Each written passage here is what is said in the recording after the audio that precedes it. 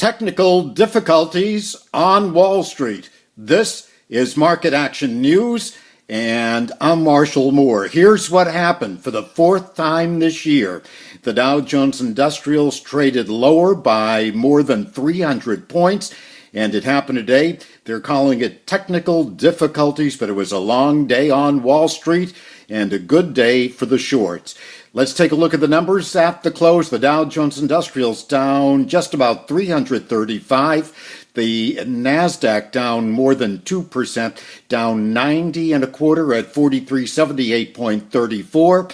And the S&P dropping also more than 2%, down 40.63 at 1928.21. Oil on the downside to the lowest levels in almost 2 years, closing below $86 the barrel at $85.77 on the active contract, down $1.54 in today's trading.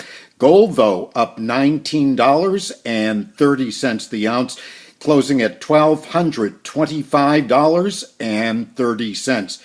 Also, checking out some of the other news of the day. Good news on first-time claims for unemployment insurance coming in below expectations. They were looking at 295,000, and in the latest reporting week, 287,000 was the number.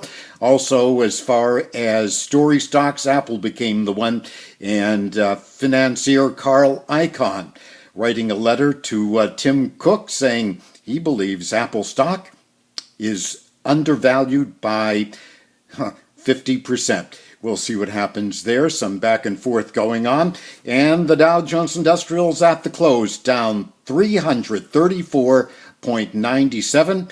Mark them at 16,659 and 1/4. Don't never unless you will. Remember those who do and those who don't do everything everybody else does. More later.